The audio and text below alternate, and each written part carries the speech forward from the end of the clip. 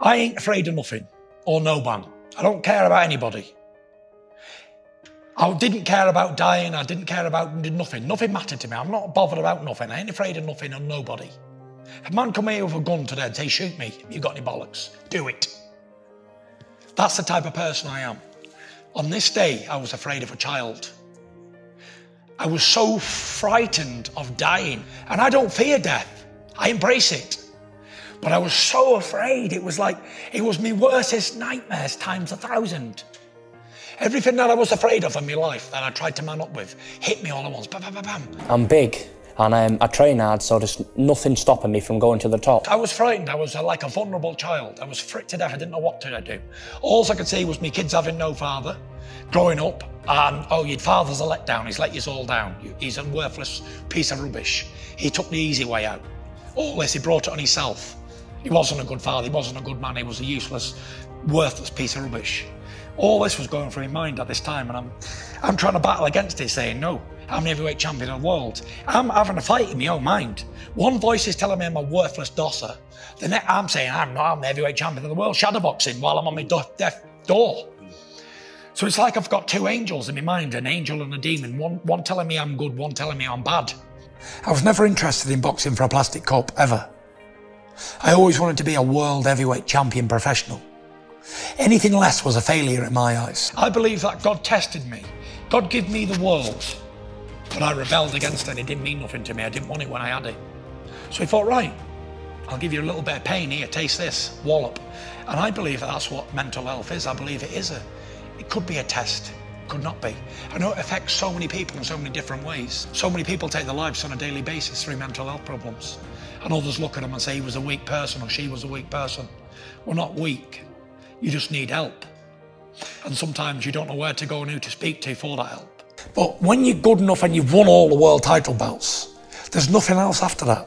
When you're in that frame of mind, you're not yourself. It's not you, you're somebody else who I don't recognise. Shane's known me my whole life, but he didn't know me at that point. My dad didn't know me. He said, I don't even know you anymore. He said, you're not the same person. Who are you? And I'd think, oh, well, you don't know me. And what? But that was the attitude I had. So you're not yourself. Normal is thinking straight in a stable mental health, a stable lifestyle. Well, I believe there's a balance in life and it's a straight line. Normal people are straight like that and they might dip a little bit and come straight back up. People who suffer with mental health problems, their graph is like that.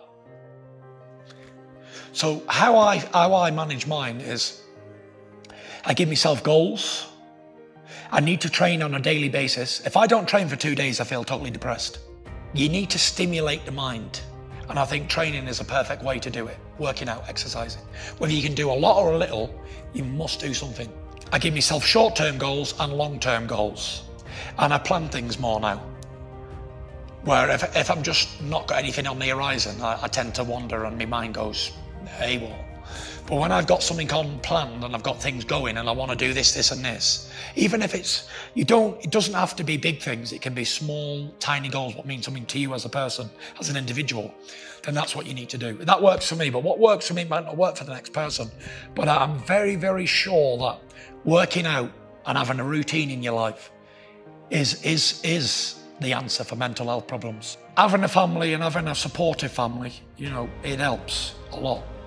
But it's not just family. We don't choose our family, we choose our friends. I know people may not have great friends, they might not have top friends, they might not have any friends. But you always need somebody to speak to. All the time you're thinking about things and you're talking and you're interacting with others. I believe if you are on your own a lot, then you've got time to think and you've got time to go over your problems and think about it and dwell on them. And it's not good. I don't think people who suffer with mental health should be alone all the time. I think they should have regular interaction with other human beings, other people. When I don't go to the gym, I feel terrible. But when I train on a daily basis, I feel great. Now I know, if I train on a daily basis for the rest of my life, then I don't think I'm going to suffer with mental health problems again.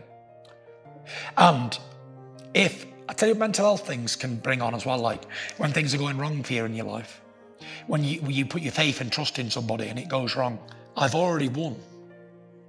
Because whether I win the fight or not, I'm a winner. Because I've come back from every possible disadvantage.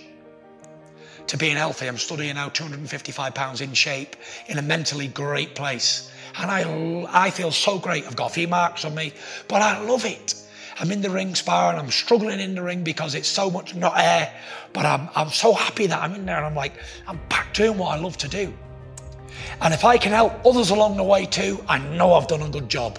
And I'm not gonna stop inspiring people forever, because I know I've been through the worstest pain that anyone can ever feel, mentally as well as physically.